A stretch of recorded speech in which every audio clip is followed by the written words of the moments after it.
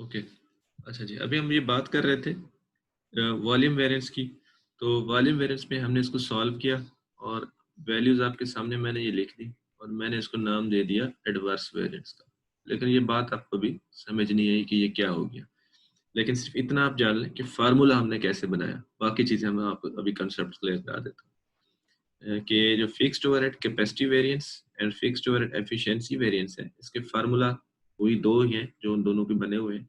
इनमें से जो कॉमन चीजें थी वो हमने निकाल दी, जो दो चीजें रह गई थी, एक हमारे पास ये वाली बात और एक हमारे पास यहाँ पे ये वाली बात। ठीक है, इन दो फार्मूलाज को अलग से लिखा, कैलकुलेशन मैंने दोबारा से नहीं लिखी टाइम की वजह से, तो ये भी आप अगर दोबारा लिखना चाहें तो लिख सकते हैं। ठीक है, तो ऐसा इशू नहीं है। और हमने इसको नाम दे दिया एडवर्स वेरिएंस का। अब प्रॉब्लम ये है कि ये आपको कैसे समझ आएगा कि ये एडवर्स है या फेवरेबल है। ठीक है, तो इसके लिए आप थोड़ा सा कॉन्सेप्ट को देखें। ठीक है, वॉल्यूम का लिंक बेसिकली प्रोडक्शन लेवल से है, प्रोडक्शन के कि आपने कितने यूनिट्स प्रोड्यूस करने थे और कितने यूनिट्स प्रोड्यूस किए। अगर आप देखेंगे और से बजटेड प्रोडक्शन, बजटेड प्रोडक्शन आपने अपने बजट में रखा हुआ था कि हम कितने यूनिट्स प्रोड्यूस करेंगे। तो ये आप देखें, बजट के मुताबिक आपने रखा हुआ था हमारा जो यूनिट्स प्रोड्यूस होंगे 6560, और एक्चुअली आपने कितने यूनिट्स प्रोड्यूस किए 6460। ये है जी हमारे पास 6560 यूनिट्स, और एक्चुअल जो प्रोडक्शन है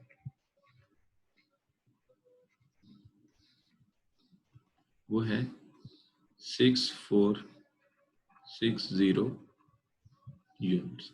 अब देखिए आपने कम वॉल्यूम अवेल किया, यानी ये बजट के मुताबिक 6560 यूनिट्स होने चाहिए थे, लेकिन एक्चुअली आपने कम यूनिट्स बनाए और ये 100 का डेफिसिट है, 100 का डेफिसिट है यूनिट्स में। यूनिट्स के हिसाब से अभी हम बात कर रहे हैं। ये बेसिकली वेरिएशन है या वेरिएंस है, वेरिएंस इन यूनिट्स।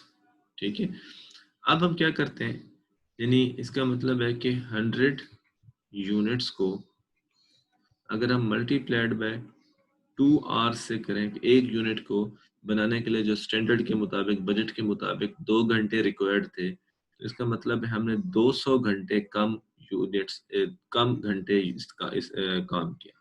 200 आवर्स, आवर्स में अब बात कर रहे हैं, 200 आवर्स हमने कम काम किया, कम हमने अवेल किए यूनिट्स। देखो घंटे, अब अगर आप 200 घंटे कम काम करेंगे, ठीक है, तो इसका मतलब है हम यूनिट्स भी कम बनाएंगे। अब अगर आप 200 घंटे कम काम करते हैं तो इसका मतलब आपने 100 यूनिट्स जो है ना प्रोडक्शन काम की। अब इसको आप मल्टीप्लाई करते हैं, जो हमारा स्टैंडर्ड रेट था या बजटेड रेट था फिक्स्ड ओवरहेड का, वो कितना था $1.75 आवर्स पर आवर। जब ऐसे मल्टीप्लाई करेंगे तो अगेन ये आपके पास $350। लेकिन इसकी एडवर्सिटी या फेवरेबल वो क्या सिचुएशन है, वो यहाँ पे आपको पता चल जाती है। ठीक है, कि अगर आपने यूनिट्स ज़्यादा बनाए हैं अपने बजट से तो फेवरेबल होगा, और अगर आपने बजट्स के हिसाब से यूनिट्स कम बनाए हैं तो ये आपका एडवर्स वेरिएंस होगा। कोई क्वेश्चन है तो आप पूछ सकते हैं।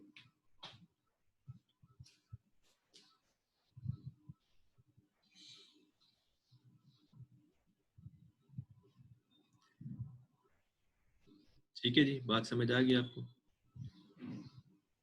जो कॉन्सेप्ट है बिहाइंड दिस कि ये हमारे पास फेवरेबल है या एडवर्स है, तो वो डिपेंड करता है इनके प्रोडक्टिविटी पे, इनके यूनिट्स के बनाने पे। होपफुली ये आपको क्लियर हो गया होगा। कोई क्वेश्चन है तो आप पूछ सकते हैं। Okay sir. अच्छा जी, उसके बाद ये इसकी कुछ रीजंस हैं, ये बाद में हम पढ़ते हैं। एक जो एग्जाम क्वेश्चन था उसके मुताबिक हम चलते हैं, ताकि अगर आपको याद हो तो हमने ये एक एग्जाम क्वेश्चन जो था, ये एग्जाम क्वेश्चन ये था। ठीक है, इसके ऊपर हमने कुछ बात की थी पहले, कि जिसमें हमने मटेरियल वेरिएंस इसके फाइंड आउट किए थे। ठीक है, वो ये यहाँ पर हुए हुए हैं, अगर आप देखना चाहें तो हमने पहले ये किए थे। ठीक है, ये आपके फर्स्ट लेक्चर में हमने किए थे, फर्स्ट या सेकंड लेक्चर में। तो ये मटेरियल के वेरिएंस इसके हुए हुए हैं। अब मैं इसको सिर्फ फिक्स्ड ओवरहेड के हवाले से वेरिएंसेस को आपको सॉल्व करा के देना चाहता हूँ ताकि आपको ये पता चले। अच्छा, इससे पहले ताकि बात स्किप ना हो जाए, उसी बात पे भी मैं आ जाता हूँ जो अभी हम सॉल्व कर रहे थे। आपको तरीका एक और भी बताता जाऊँ, जो ट्रिक्स होती हैं कि अगर आप इस तरह से कह लेते हैं इसको, हम कह रहे हैं जी volume variance, total volume variance, total volume variance is combination of volume capacity variance and volume efficiency variance, ये combination है।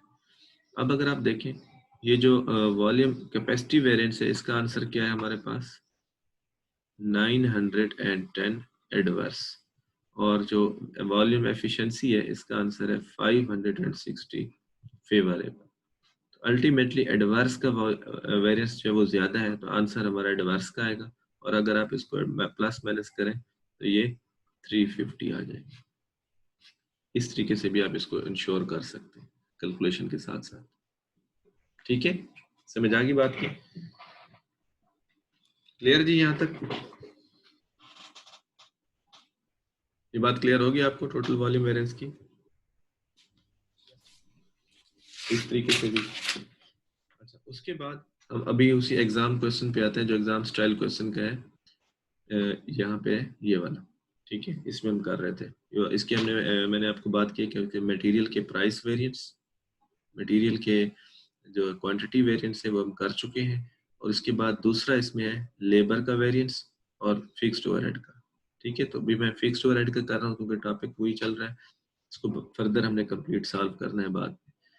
अच्छा जी, फिक्स्ड प्रोडक्शन ओवरहेड ये है जी हमारे पास standard cost and price for one unit of unit for one unit being as follows, यानी ये स्टैंडर्ड कास्ट कार्ड है ऐसा समझ लें। ठीक है, जिसके ऊपर मटेरियल पर यूनिट है, material A B, direct labour, fix production overhead, total standard cost, standard gross profit, और ये हमारी सेल प्राइस है। This is called standard cost card.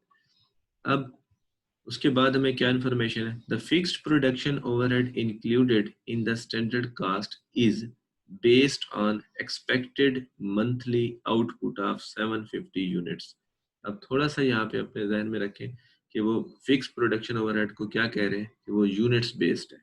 वो क्या है? यूनिट्स बेस्ड है, ना कि आवर्स बेस्ड है।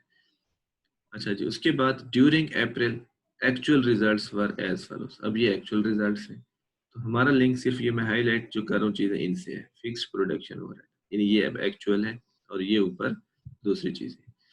अच्छा जी, उसके बाद ये सारी स्टेटमेंट एक बनी हुई है। You are required to reconcile budget profit extra, ये सारी बात। फिक्स प्रोडक्शन जो वेरिएंसेस है वो कौन कौन से पूछे जा रहे हैं?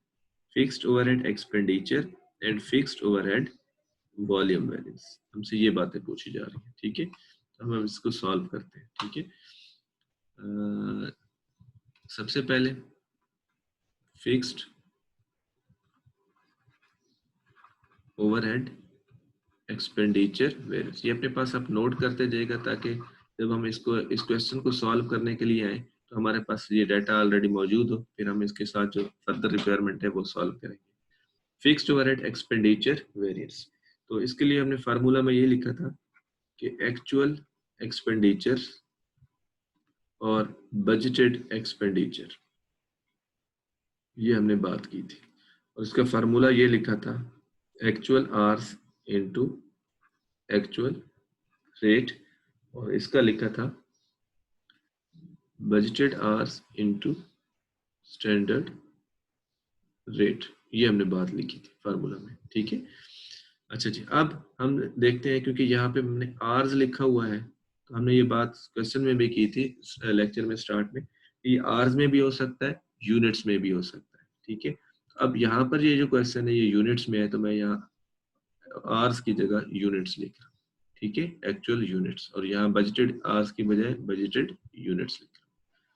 एनी अब हम चलते हैं आगे, तो हमारे पास जो एक्चुअल एक्सपेंडिचर्स है अब वो कितना है? एक्चुअल फिक्स्ड ओवरहेड एक्सपेंडिचर, यहाँ पर आप देख सकते हैं ये हमारे पास 37,000 ये वाला एक्चुअल एक्सपेंडिचर्स $37,000 और बजटेड एक्सपेंडिचर जो है वो हमारे पास कितना है। अच्छा जी, अब बजटेड एक्सपेंडिचर हमें तो चाहिए ना टोटल में, बजटेड आवर्स यहाँ है नहीं, ये वाली चीज नहीं है, बजटेड यूनिट्स। तो बजटेड यूनिट्स उन्होंने हमें बताया हुआ है, ये मैं सर्कल कर रहा हूँ, 750 यूनिट्स, 750 यूनिट्स। और स्टैंडर्ड रेट मीन जो फिक्स्ड ओवरहेड का एफओएच का अप्लाइड रेट है, तो ये क्योंकि पर यूनिट के हिसाब से fixed overhead applied rate is 60, ठीक है, तो मल्टीप्लाइड बाय 60 पर यूनिट। अब ये 60 पर यूनिट से किया, हमने आवर्स में कोई किसी चीज को कन्वर्ट नहीं किया। क्यों नहीं किया? क्योंकि हमें इसकी रिक्वायर्ड नहीं है।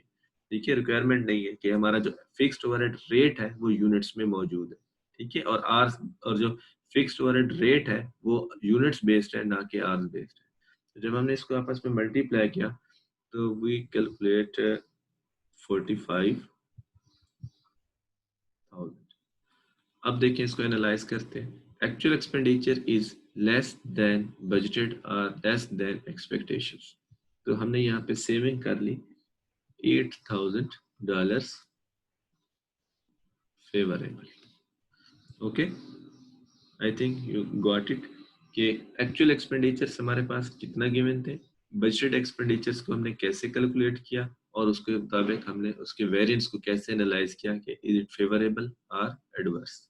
ठीक है, तो ये हो गया जी हमारा fixed overhead expenditure variance requirement के मुताबिक जो हमने वेरिएंसेस कैलकुलेट कर रहे हैं। उसके बाद है fixed overhead volume variance. Fixed overhead volume variance, again हम उस पर बात करते हैं। फिक्स्ड ओवरहेड वॉल्यूम वेरिएंस, ठीक है, तो उसके लिए अगेन अब सिंपली ये लॉजिकल कंसेप्ट से देख लें कि बजटेड प्रोडक्शन आपने कितना रखी हुई थी, एक्चुअल प्रोडक्शन आपने कितना की। बजट में आपने कहा था 750 यूनिट्स बनाएंगे, एक्चुअली आपने कितने यूनिट्स बनाए, यहाँ पर देखें 700 यूनिट्स। एक्चुअली आपने कितने बनाए, 700 यूनिट्स। तो ये हमें कैसे पता चला कि ये 700 यूनिट्स, ये तो सेल में लिखा हुआ है। तो यहाँ पर कुछ ना कुछ हिंट होता है, जैसे कि इस क्वेश्चन में देखिए ये क्या लिखा, Ricky limited does not hold any inventories, यानी उसके पास इन्वेंट्री मीन्स हमेशा हम उस चीज को लेते हैं कि हमारे पास जो stock of goods at the year and होता है। तो एट द ईयर एंड हमारे पास कोई इन्वेंट्री नहीं है, यानी जो हमने बनाया है वो हमने सेल कर दिया, जो प्रोडक्शन थी वही हमारी सेल हो गई, ये विद रेफरेंस टू दिस, ठीक है। अच्छा जी, अब एक्चुअल प्रोडक्शन है हमारे पास 700 यूनिट्स, तो हमने क्या क्या देखें, बजट से 50 यूनिट्स कम बनाए। तो अब अल्टीमेटली हमारा वेरिएंस क्या होगा, एडवर्स होगा। ये मैं इसका नाम भी लिख लेता हूँ, एडवर्स वेरिएंस। ये यूनिट्स में है, तो हमें डॉलर्स में चाहिए कि कितना एडवर्स वेरिएंस है ये डॉलर्स में, ठीक है। तो इसको हम लिख लेते हैं 50 यूनिट्स मल्टीप्लाइड बाय, अब 50 यूनिट्स है, ठीक है, इसको मल्टीप्लाई हमने करना है बेसिकली स्टैंडर्ड रेट से। अब स्टैंडर्ड रेट हमारा जो है वो आवर्स में है या यूनिट्स में है, ठीक है। इस क्वेश्चन में हमारा जो स्टैंडर्ड रेट है वो यूनिट्स में है, वो कितना है ये देखिए यहाँ पे, fixed production overhead per unit is 60, तो इसको मल्टीप्लाई करते हैं तो ये हमारे पास आंसर आ जाएगा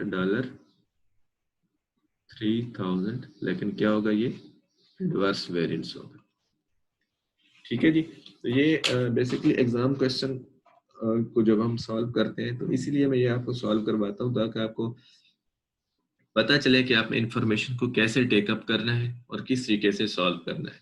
सिर्फ आप ये ना कहें कि भाई हम प्रैक्टिस क्वेश्चन कर लेते हैं तो हमें समझ आ जाता है। एग्जाम क्वेश्चन में भी आप जब ये सॉल्व करते हैं तो आपको अंदाजा हो जाना चाहिए कि हम इंफॉर्मेशन को कैसे टेकअप करते हैं, ठीक है।